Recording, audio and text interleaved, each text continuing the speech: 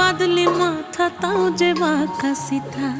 মেদিনীপুরে রায়না চিরন বাঁকুড়ার ওই ফিতা